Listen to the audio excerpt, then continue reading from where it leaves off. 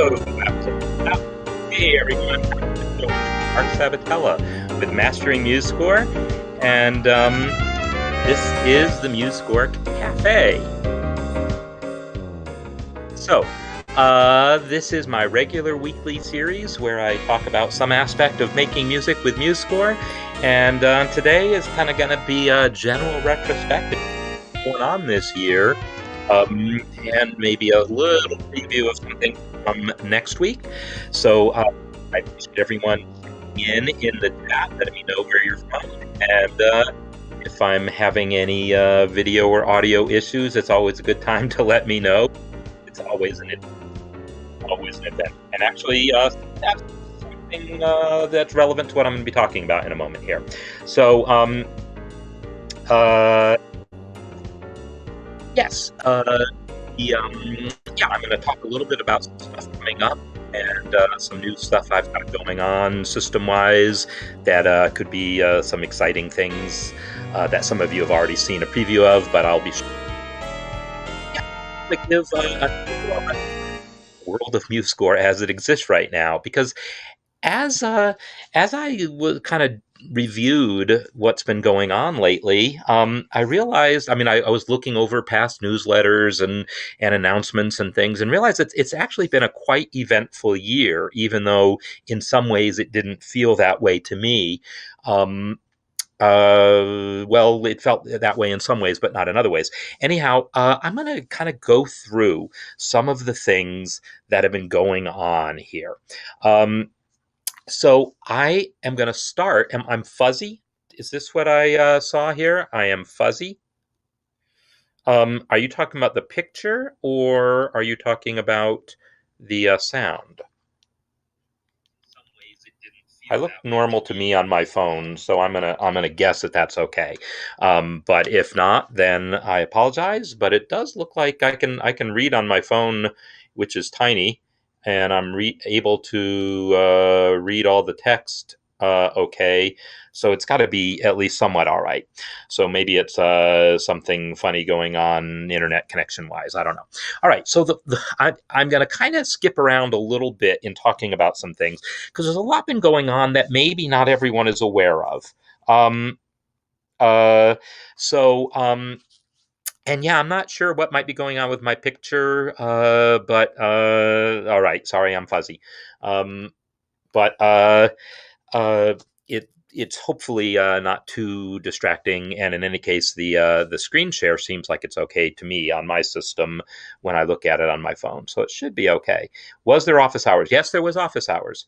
I did do office hours, and I will be continuing those into next year as well.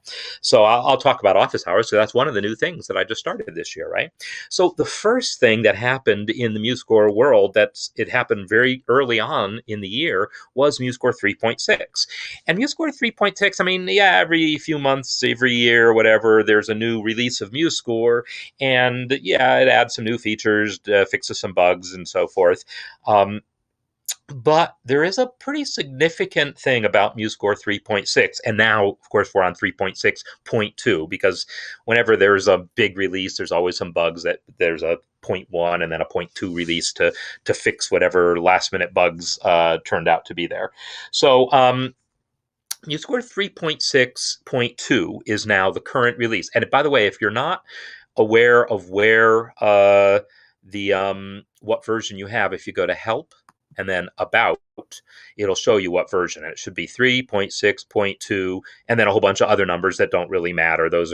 I think those numbers might be different between Windows and Mac, but that number's not important. That's like this automatically generated number. It says first 3.6.2 that we care about. I also don't care about this revision. So 3.6.2 is the current version. And so it's just, some bug fixes on top of 3.6. The thing that was significant about 3.6, and I talked about it at length when it came out, is it is the first release that really I would say, came kind of directly in terms of its direction from Martin Curie and Simon Smith, who are kind of our head people in Martin being kind of the overall head of the direction of the MuseScore project, and Simon being the person who's in charge of the engraving features, meaning basically how your score looks. And he's a professional music engraver, works for music publishers and so forth. Um, so uh, so MuseScore 3.6, the main focus of it was some engraving improvements, and including a brand new font. So this the music font that we're looking at here, the actual look of the notes and rests. Let me go back and reset my mixer to default volume. By the way, I double click on that control. You notice that? You can drag the control to set volume, but if you want to reset it back to its default, just double click it. That works for most of the controls in the mixer and play panel and some other controls. Because I hope that you all will learn something in the process here. So if we just look at, let me just put in a rest there.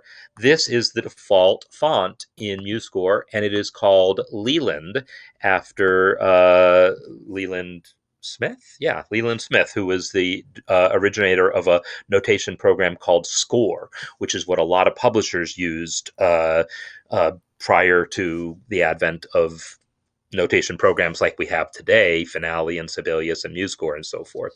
Score was a precursor to all that. It didn't have a fancy user interface like this. It was very text-based. You typed in your score using a particular language, like a programming language almost, and it would lay it out for you, but it did a really good job of it. So the font is called Leland, and it's based on the font used in Score. And so it's just, a slightly different font than what used to be the default. Emmentaler was the default. So if I change to Emmentaler, take a look at what happens. So it's just a, subtle difference. In fact, let me just zoom in a little bit here. Here's what scores used to look like. Here's what they look like now. Just a subtle difference in the appearance. It's not so subtle maybe with the clef, but it was very professionally designed to, have a lot of nice features as far as the look of the score, and then all sorts of other improvements to the spacing of staves and other things were made, and the ordering of staves. If you're creating a score and you add a flute, and then you add a violin, then you add a clarinet, and then you add a trumpet, and then you add a viola, it'll put them in the right order regardless of what order you added them in. So that's some of the nice stuff in MuseScore 3.6. And so again, it's been out for a year. And so I'm talking about it now because the reason it's significant is it was, the first release that was really headed up by this the kind of new management team there with Martin and Simon kind of directing what was going to happen in MuseScore 3.6, but also it was designated the last release in the MuseScore 3 series. So there's going to be MuseScore 4 coming out. And now, at one point it was hoped it would come out before the end of 2021. Obviously, that's not happening. There will be an alpha release of MuseScore 4, hopefully relatively soon. They were hoping then to get that by the end of 2021. I'm kind of guessing that's not going to happen, but I could be surprised. But in any case, MuseScore 4 is being worked on very actively. And so there was a decision made not to have 3.7, etc. So all the work that's going on in MuseScore development is going towards MuseScore 4. And so I'll talk about that a little bit at the end, but we'll have a whole session. When MuseScore 4 Alpha comes out, there'll be a whole session of the cafe where I just show MuseScore 4, because really it's both the same and it's different. That's all I can say about it. It's going to look different because they kind of redesigned the user interface. The buttons will look different, the layout of things will look different, but it's all the same MuseScore under the hood, except for the playback. The playback is going to be very much improved in a lot of ways. So I'll be talking a little bit more about that at the end of this session, and a lot more about it in a future session. So anyhow, MuseScore 3.6, that was one of the the big things that happened really early on in this year. In January is when that was released. So another thing that is good to know, and I did a session of the cafe on this also, is MuseScore hit its 10-year anniversary in February. So I think early February basically was the 10-year anniversary of the release of MuseScore 1. So MuseScore had been, a project in development and 0.9, etc., different versions, different pre-release versions. But the first kind of official, like, we are calling this the real thing of MuseScore now, and that's actually right the moment when I got on board, was when MuseScore 1 came out. So that was 10 years ago. That was 2011 in February. So we celebrated our 10-year anniversary earlier this year. So that was another reason why I'm liking the idea of doing this kind of retrospective right now. And I'm getting over to where my I thought I did the pop out of the chat here, but now there it is. Okay. So yes, and I'm glad to hear that the video is working okay. Okay. So the other thing, so I'm going to be kind of jumping around a little bit here. When I said it didn't seem like much had happened, it's because 3.6 came out and then basically nothing happened as far as no new versions of MuseScore since January or February, if you count 3.1, 3.2. I think 3.6.2, I think, came out in February. And so MuseScore itself hasn't changed since then, but a lot of other things have around it. So when I talk about all this development going towards MuseScore 4, yes, there's a ton of development going towards MuseScore 4. And remember, we had that Google Summer of Code, and I showed off some of the things that were being worked on for that. I'll come back to that once the alpha comes out of MuseScore 4, and then I can show some of the new features kind of in action. That some of the Google Summer of Code people worked on. But yes, we participated in that again this year. Some college students were basically hired or contracted by Google to work on open source software. They do this every summer. It's this big program that we participate in, and a lot of the features that are in MuseScore were developed originally by students as part of this Google Summer of Code. It's a fantastic program. So we participated in that again this year. So when I say that a lot has happened in the world of MuseScore, but not so much the software itself, I guess the big the big thing is the whole kind of structure of the company associated with MuseScore.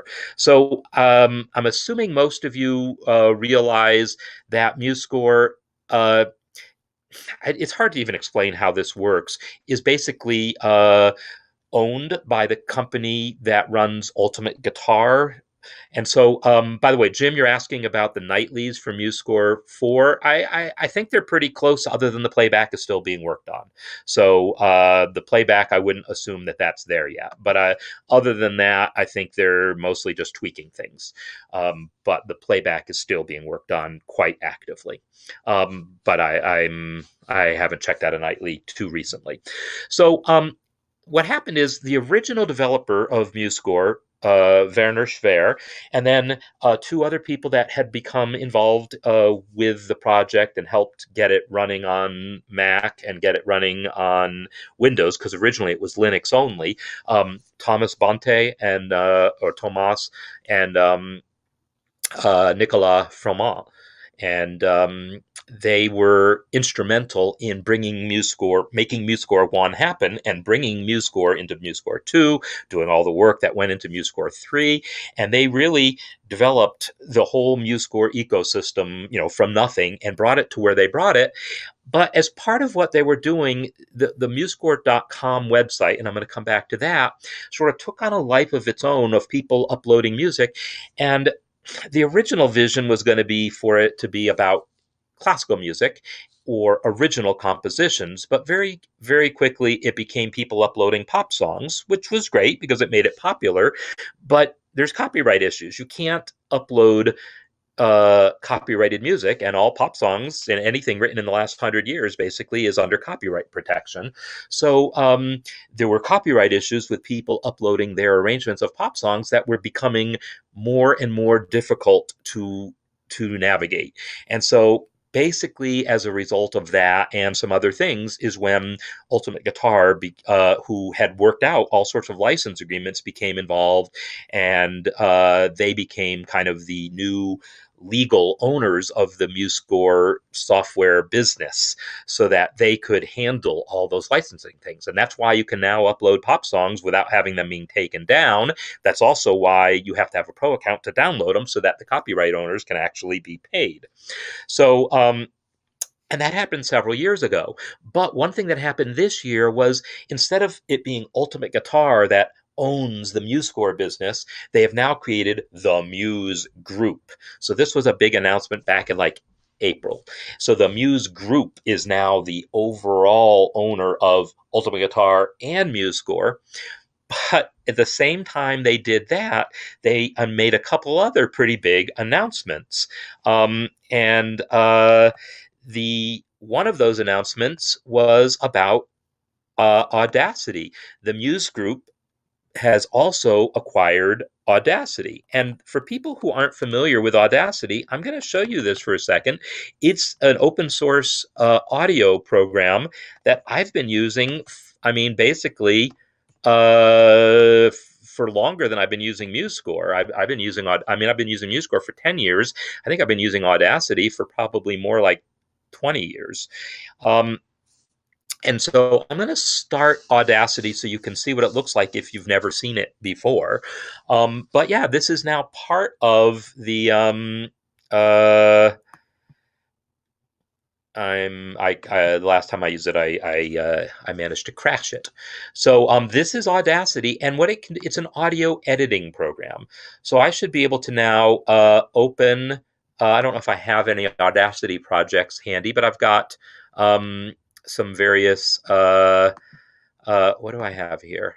Here's for Dad. There's for Dad. So this is an audio file, and it's loading the audio, and my gosh, that's going to take a minute, isn't it? Wow, that's crazy. I didn't know it was going to take that long.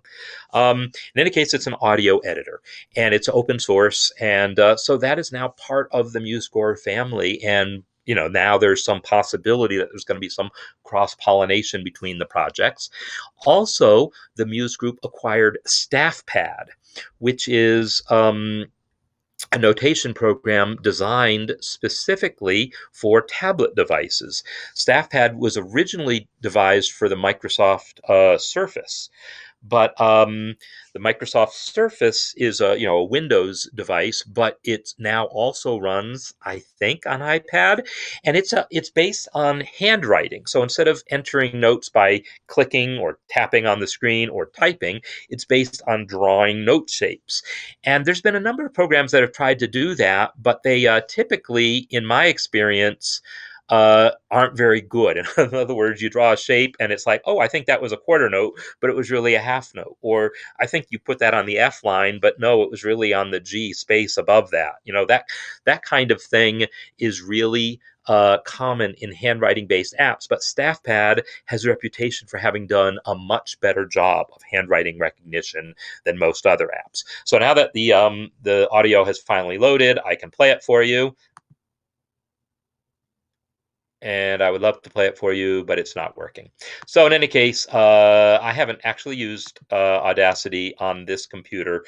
So this is a Linux app running on my Chromebook, and I've tested MuseScore. Haven't really tested Audacity, so my bad there. But it does work on my Windows computer nicely, and it works on a Windows. It would work on a Linux computer if I figured out what was going on here. I just haven't done that. But when I say it's an audio editor, this is basically the waveform, and so it lets you play with the music as audio, not as notation. So anyhow, that is what Audacity is about. So I think I'm just going to close out of this since it's not going to work. I just had downloaded the most recent version today, and that was probably a mistake. Yeah. That don't try to do new things in the middle of a demo. That's the lesson I should know. But sometimes I don't. Sometimes I don't learn as quickly as I should. So As far as the MuseScore nightlies, yeah, absolutely. Don't think of it as a usable thing. It's something you can play with, you can experiment with, but do not expect that anything you create with it is going to be usable. It could be the next nightly won't even read the score until we hit alpha. Don't expect that it's there yet. It's still experiment. By the way, Frank, you had asked about something before at the end of a cafe a couple weeks ago, um, maybe a month or so ago. You had asked me about something, and then after the cafe was over, I finally figured out what you meant and came up with the answer.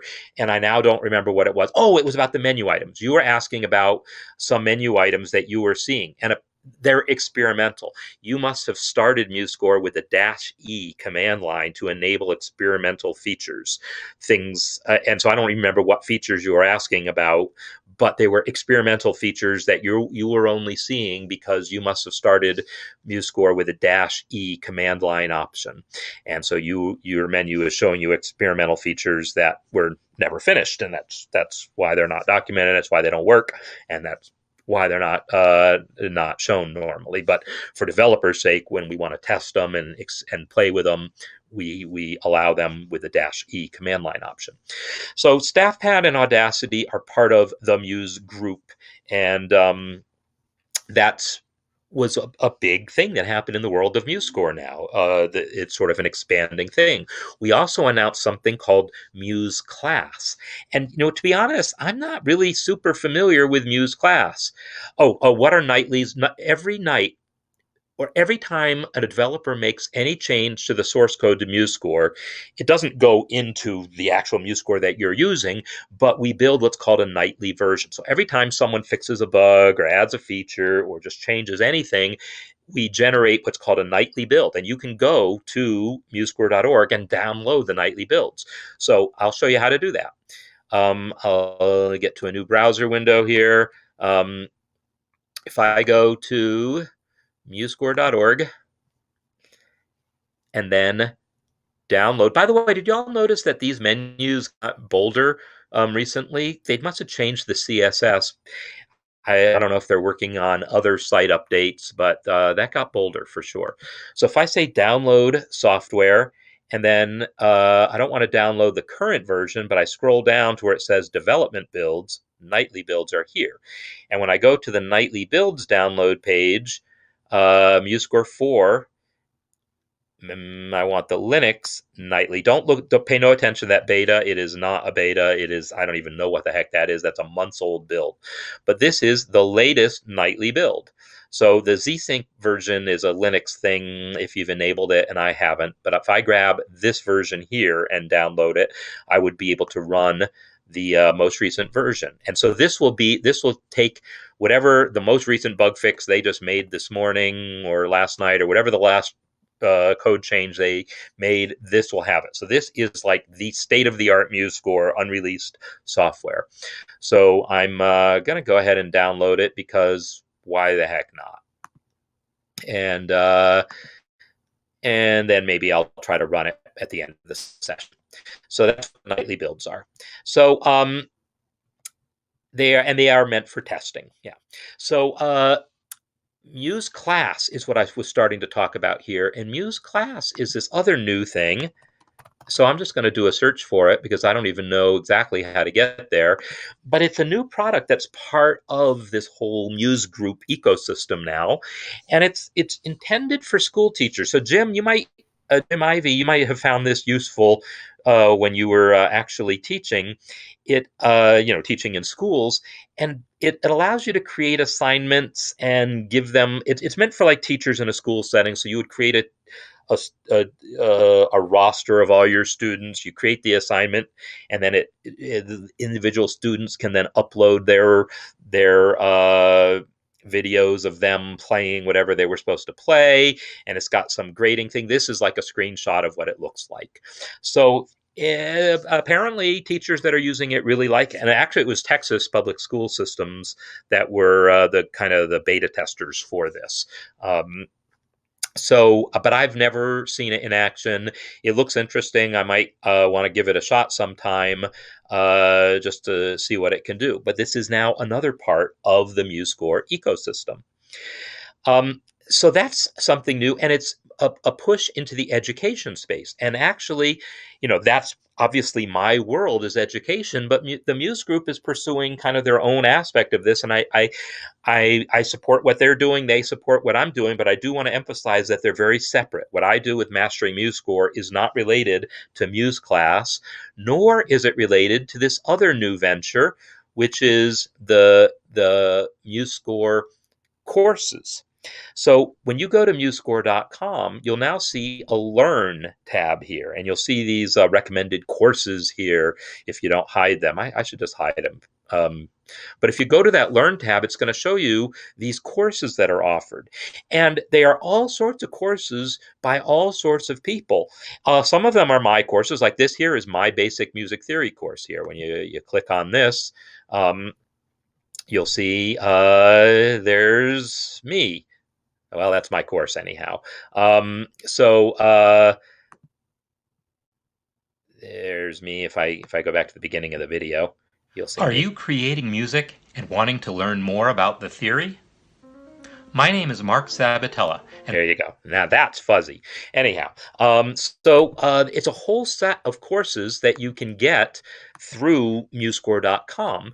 And yes, I did provide that music theory course, that basic music theory course. Also, my Mastering MuseScore course, the main complete online course, is available through this site, as well as all these other courses on violin and so forth, that really have nothing to do with me. I didn't create any of these, but other than those two.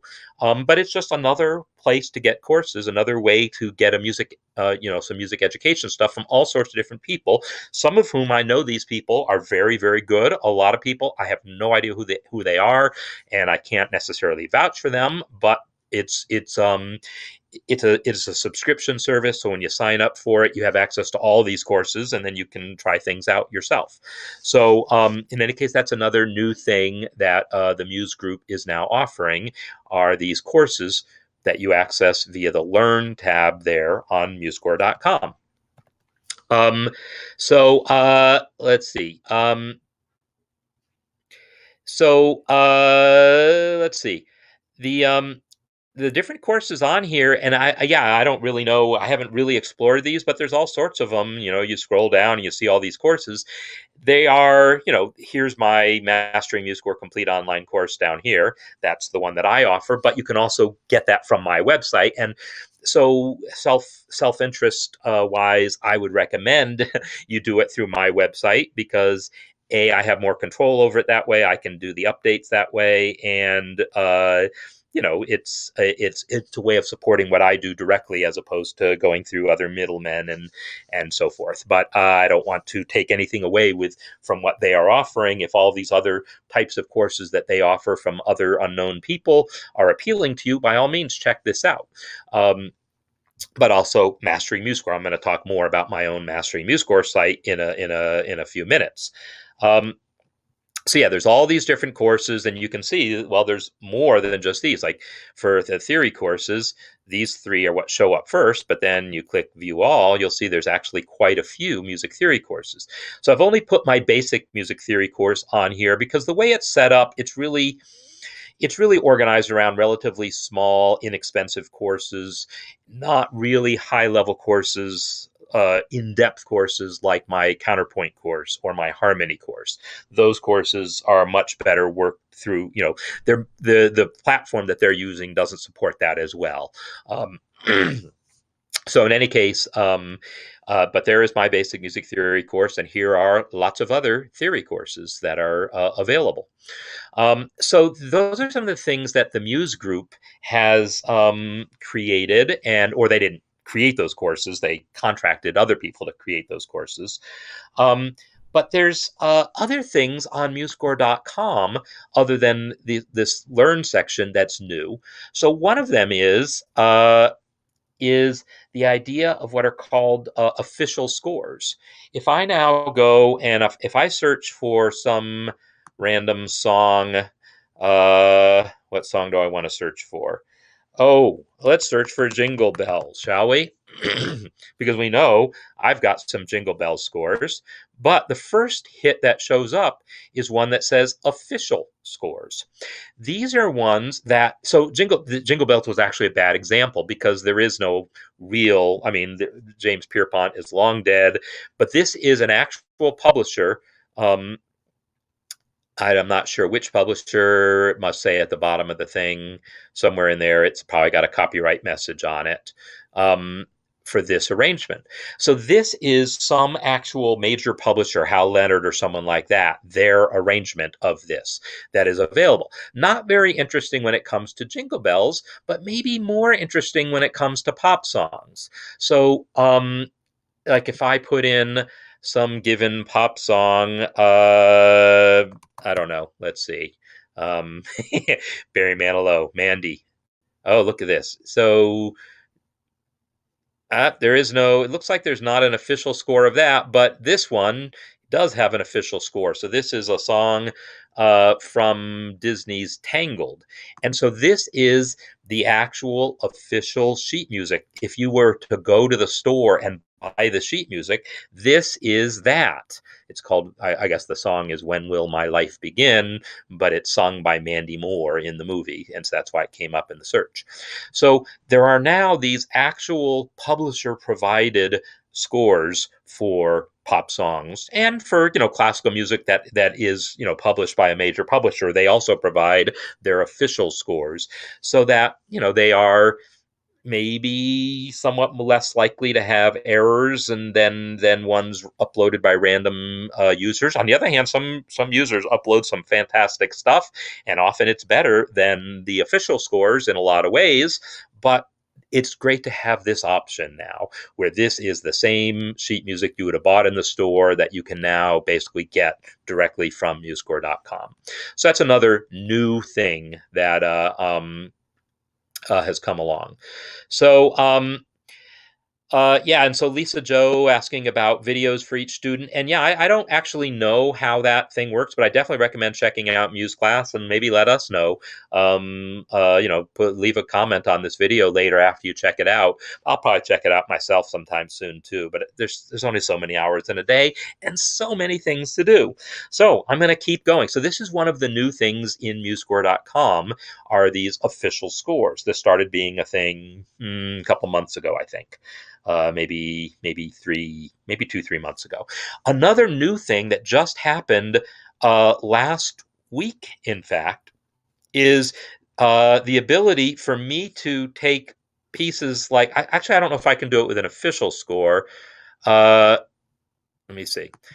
It might not work with official scores, so I'm going to go to some other score. But you can now add scores to sets even if they're not your own score, which is kind of cool because, like for that jazz piano holiday course that I just did, all the scores that you all created, I put a space on my community site, and I'll be talking about that in a moment, where you can upload your final versions. But it would be really nice now to be able to have a place on MuseScore.com. Well, as of last week, this is now possible. I can go through and find all of your scores and add them to a set. So I've never done this before, but let's see what happens. I'm going to go ahead and open my community site. And again, for people who haven't been watching my cafes for a while, you know that while I'm streaming, my system slows to a crawl. But so if I go to the place where I have all your final arrangements here, post your final arrangements, and I go look at one of your scores, like Sora, I see that you've attached your final version here, which I took a brief look at, but we'll take a look at tomorrow. If I go visit this on MuseScore.com, in principle, there it is, add to set. I can now add this to a set. And I don't already have a set for this course, so I'm going to create one. I'm going to create a set and say this is jazz piano holiday. And yeah, I'll enter a description and worry about that stuff later. But I'll just go ahead and create this set now.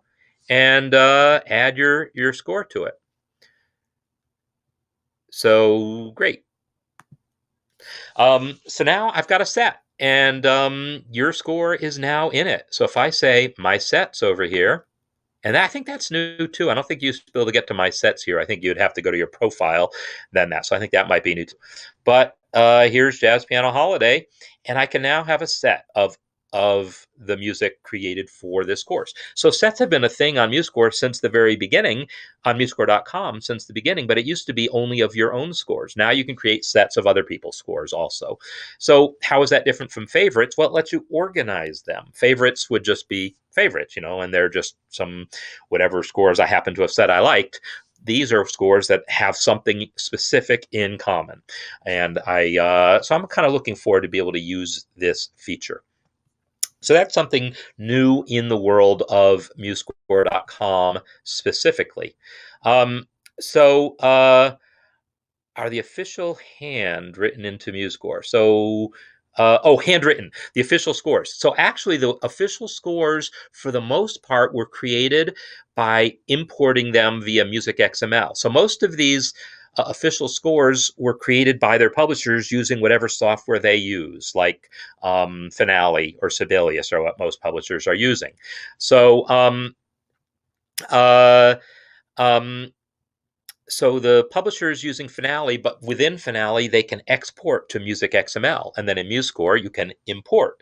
So in fact, they did a really big round of improvements to the Music XML import over the summer, just so that the official scores would come through better. As they started importing all these scores that the publishers were providing, and they would discover things that didn't import so well, they actually improved the MuseScore, the Music XML import as it is used on the website. There is no version of MuseScore that you can download that has these Music XML improvements in them, but they built their own. One of the nightly builds actually is what they use to then import into MuseScore. So yeah, Frank, the features they were whatever the experimental features were. I think there was one that was layers, and yeah, I actually don't even remember which experimental features you were noticing, but they were some sort of experimental features. All right, so that's kind of some of the stuff that's new in the general world of MuseScore. I also want to talk about then what I do specifically here. So mastering MuseScore, right, is my world. So the first thing I want to point out is most of you by now master score. No, that is not what I meant to type. Mastering MuseScore.com. Mastering MuseScore is my business. Okay, I will call it that because I guess that's what it is. But it's my world. It's my community. It's my school. It's the thing that I do interacting with all of you. So I want to talk a little bit about what Mastering MuseScore is, where it came from, where I see it going, and what's available now. So Mastering MuseScore started life, as many of you have probably seen, as a book. This was the Mastering MuseScore book. And when I mentioned Werner and Thomas and Nicola as the originators of MuseScore, they had kind of asked me, would I be interested in writing a kind of a book, a how-to book on MuseScore that would be more detailed than the online handbook. So I did that, and we kind of jointly published it. This was a venture that we did in 2015. So that book came out when MuseScore 2 came out. But around the same time that they were talking to the Ultimate Guitar people about coming into a new business arrangement, I also had been teaching at a university on a year-to-year contract basis, and that job came to an end. So I was looking for a way to increase my involvement with MuseScore right at the time when Werner and Nicola and Thomas were looking to decrease their involvement with MuseScore. So that's why I decided to found Mastering MuseScore as a whole business, not just that one book, but a business based around that book. And then I started that is when I started the MuseScore Café. That was the first thing that I did.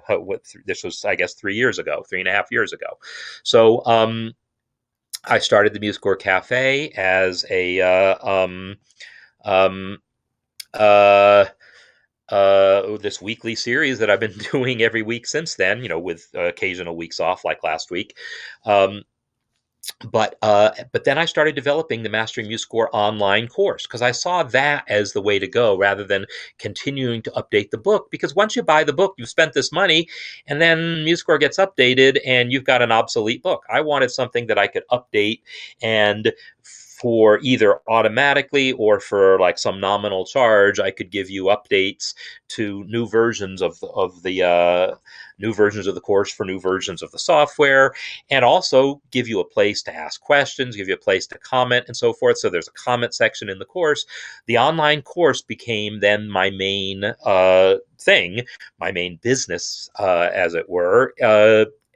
I still teach at another university, but not as many hours. That other university where I had been teaching, it wasn't full time, but it might as well have been in terms of how much of my time it was taking.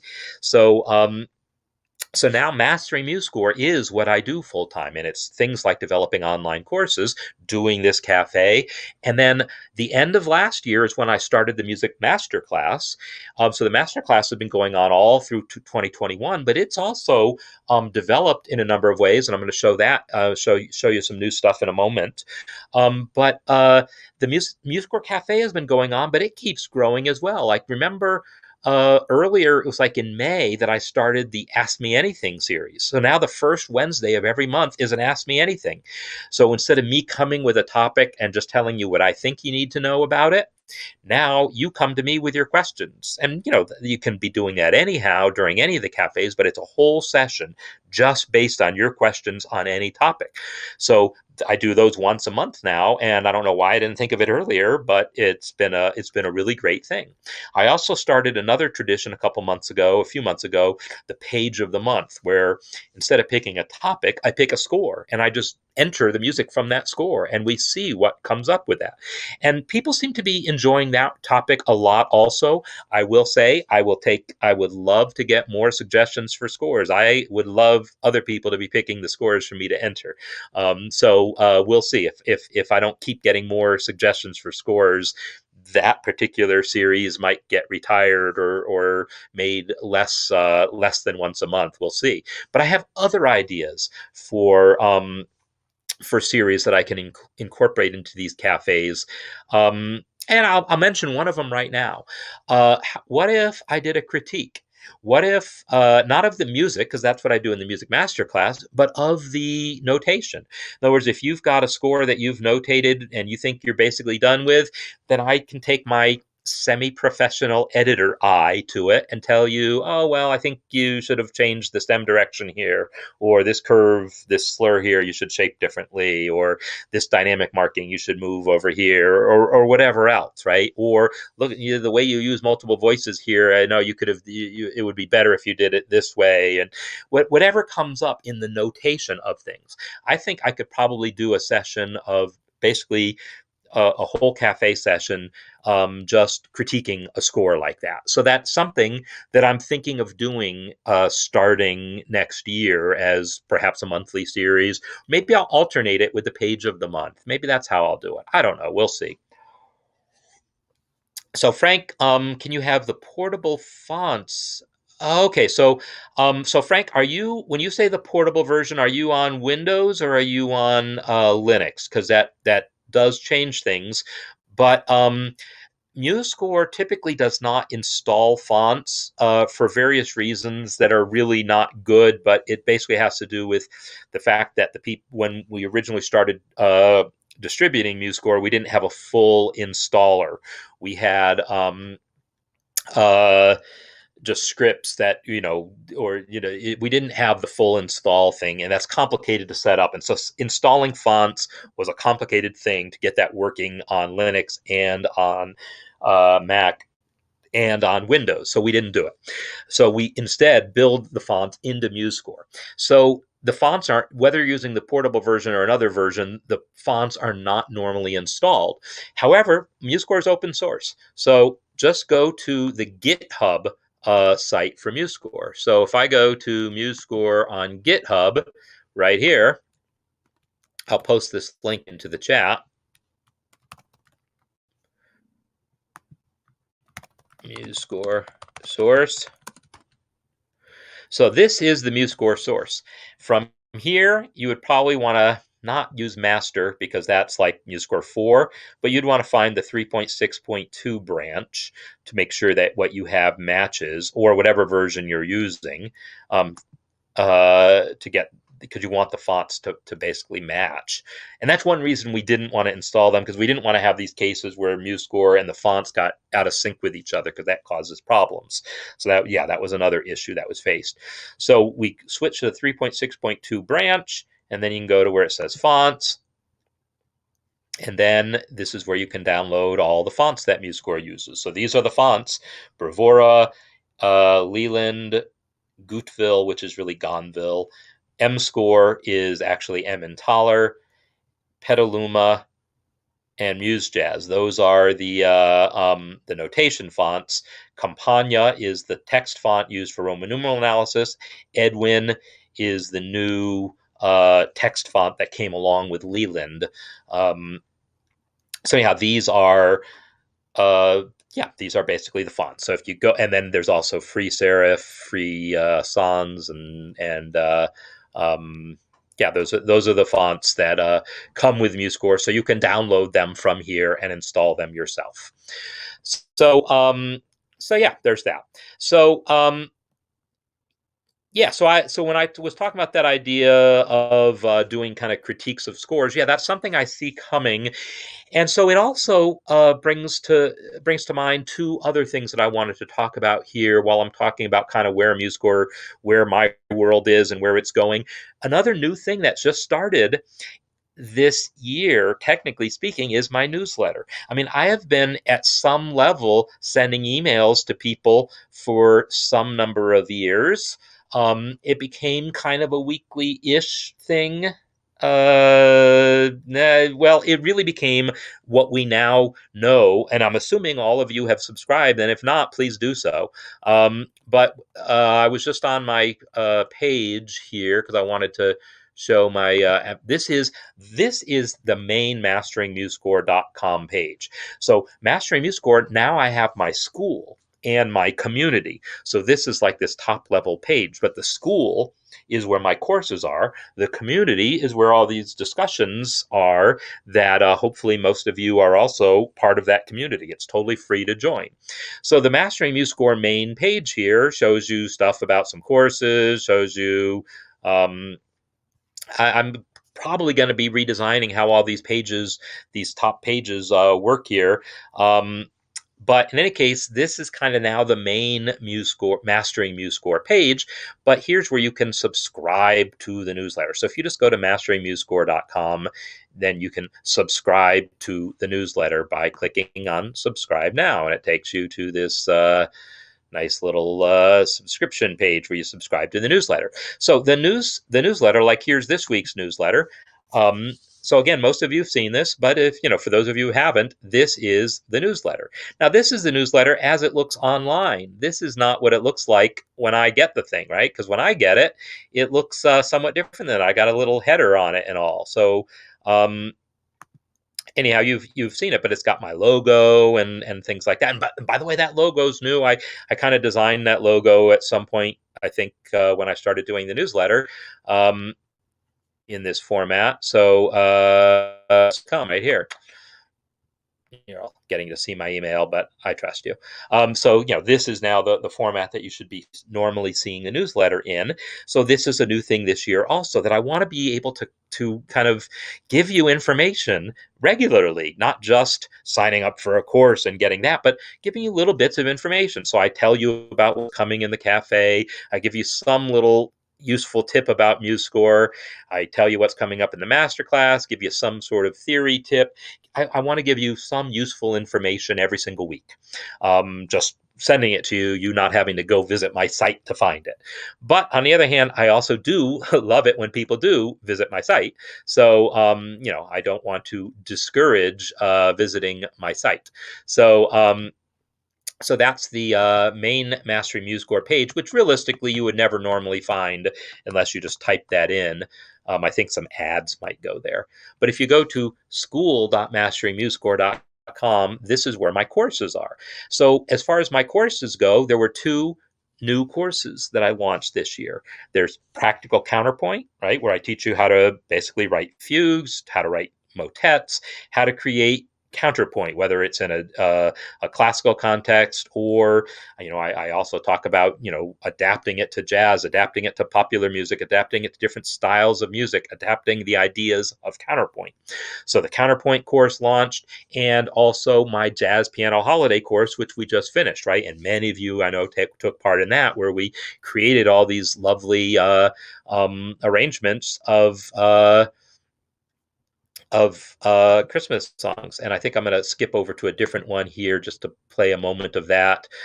Sorry, Sora, but I figure I should pick one that's actually one that other people might be familiar with. I remember Samuel was having some permissions problems, but I think this one is working here. So here, for instance, was someone's arrangement of a Christmas tree that they created as part of the course. So when I press play on this, we can hear their arrangement. And I, taught all these devices about how to create chord voices, how to create interesting harmonization. Totally reharmonized here.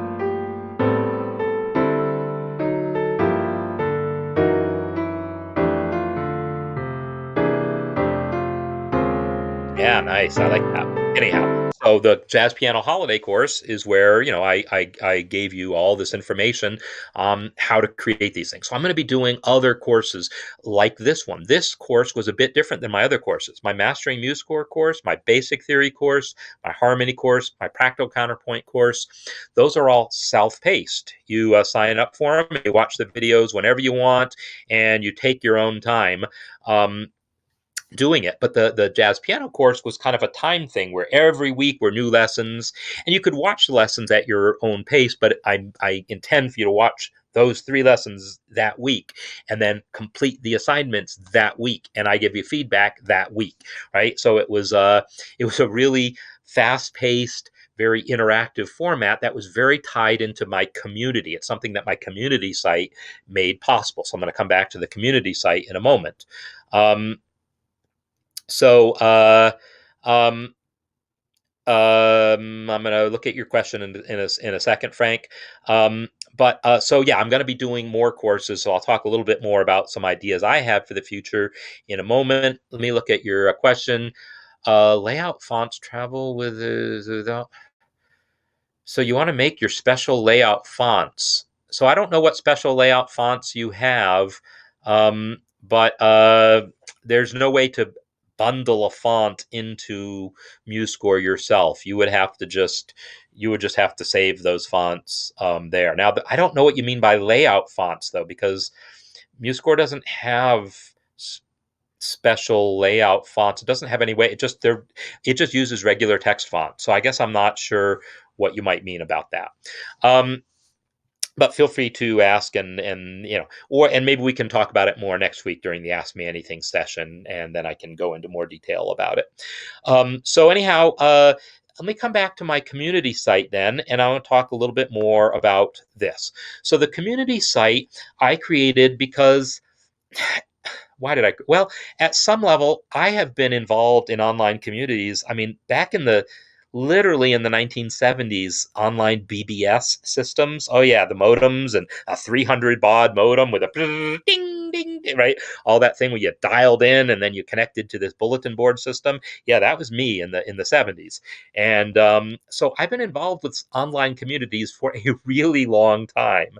And then the way I originally had any sort of claim to fame was producing a jazz improvisation primer. It's a kind of an online booklet on jazz improvisation that I made available pre-World Wide Web. It was available for download, but then it became a website once the web became a thing, and I was promoting it by interacting on online forums. There was what was called Usenet. They were news groups, they were called. So I've been involved in online communities forever. And of course, I'm very active in the MuseScore online forums, but I wanted something where I could be more talking about, if you want to just learn about how to use MuseScore, by all means, go to the support forum on MuseScore.org. It's MuseScore.org. They're great. The support forums are awesome. I'm there all the time, but so are tons of other people. So you can usually have questions answered within minutes. It's unbelievable how great a resource the support forum on MuseScore.org is. Very few other software. I basically don't know of any other software that has such a responsive support forum. But that's not what my community is about. It's about, the bigger picture of creating music. And so, yes, we've got stuff where, people can ask questions about MuseScore, but it's also about the music and learning to create music and, having a place to discuss the things that are taught in my courses, but not just in the context of my courses, also in the context of the Music Masterclass, which is the free resource that I provide, the live stream I do every Thursday where we talk about making music. So I wanted to have these discussion areas here. And I have the all access area, and that's going to be something that is also going to kind of evolve next year. I want to provide value. I want uh I want to do everything I can to be providing value to people. I've mentioned already that what I do in Mastering MuseScore, this is what I do more or less full time. I want to make sure that I'm really maximizing the value that I provide to you, and by doing things, figuring out what I can offer through live streams, what I will offer through videos, what I will offer through the community. These are all things that are going to be continuing to evolve. But I want to make sure that those of you who do support me by becoming all access members really get the maximum value out of that. So in addition to just getting the courses, which is a huge value right there, but also I want to make sure that I really am providing additional value within the community for all access members. So I'm going to be continuing to evolve how that works. But one of the new things that I started this year was my office hours. And this has been a really great thing. There's so far a small number of people taking advantage of this, but I really encourage people, if you're all access members or you have any interest in becoming one, to take advantage of it. It's basically the equivalent of a hour-long Zoom session. And, you don't have to come and stay for the whole hour, but, it's like here I'm talking to you, but you can only talk back to me by chat. Office hours is interactive. We can be talking and I can sit down at the keyboard and play things and so forth. So that's the last thing I want to show you here. So yeah, the office hours is a new thing I just started a few months ago. Based on the fact that it's something that this community kind of enabled. It is a place for me to do things like this. So when I talk about the last thing that I want to show here, I do want to show you the what did I just do? Oh, nuts! I didn't mean to do what I just did. Did I just mess up my audio? Did I mess up my audio? Let's find out. Can someone tell me? Can you still hear me? Because I know from experience that when I unplug or plug in headphones, weird things happen sometimes. I'm hoping that my audio is still good, but I'm going to check while I wait for someone else to confirm. But this last thing that I want to show you, audio is fine. Good. Glad to hear. All right. So I'm going to give you a little tour. Let me just do a quick little tour here.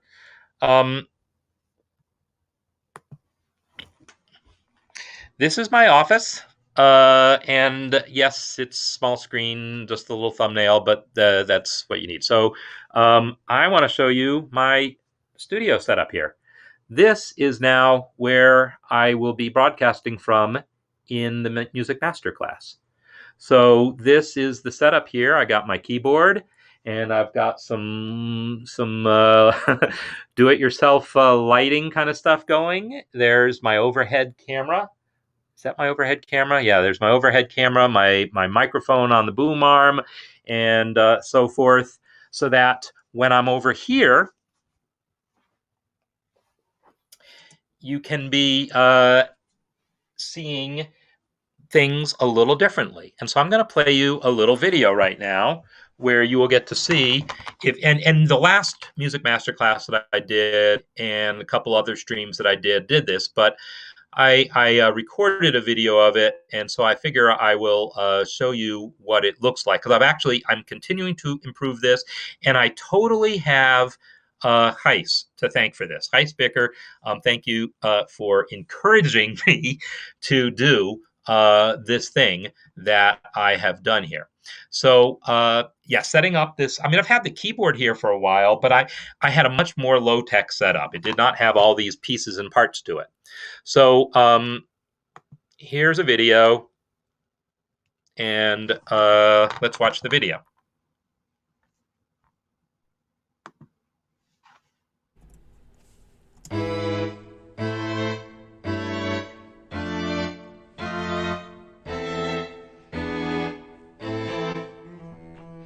Hello everyone, welcome to the Music Masterclass. My name is Marc Sabatella from Mastering MuseScore, and actually this isn't the real Music Masterclass. I'm just showing you my setup here because it's kind of new, and I think it's going to open up some new possibilities for us. So as you can see, we've got my, my keyboard nicely visible, so that if I start playing,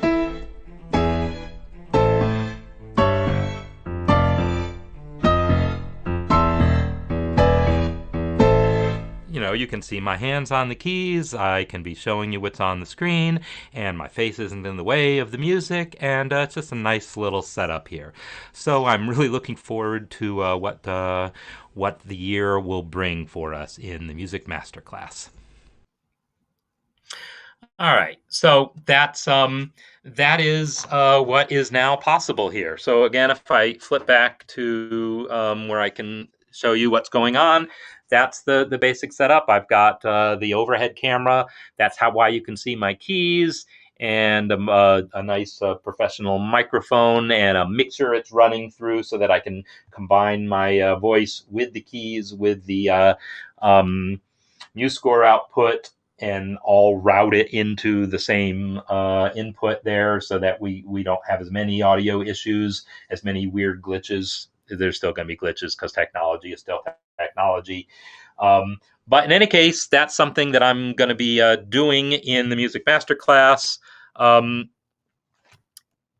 going forward. I don't know that I will always use it because unfortunately next semester is going to be a real complicated semester for me teaching wise. But I'll talk more about what next year will look like next week. But in any case, that is the state of where we are right now. This is MuseScore 2021 and 20 going into 2022, and so lots of wonderful things in store for us. So I look forward to showing you more about MuseScore 4. I do want to just see if I can fire it up because I am super curious, but then I'm going to no, I don't want to save project. All right, give me 1 second.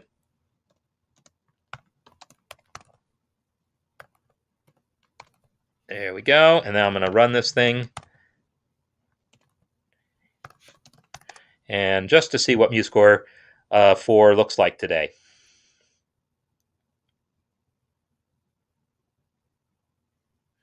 So here's MuseScore 4. If I create a new score, it's a lot of the same stuff, but looks very different.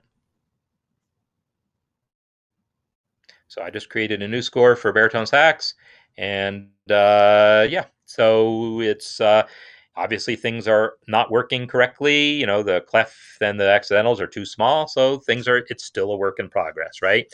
But once we reach the alpha stage, I will be showing you more about this, but I wanted to at least give you a quick little view of it. So that said, I'm going to take my leave. I believe you can still hear this.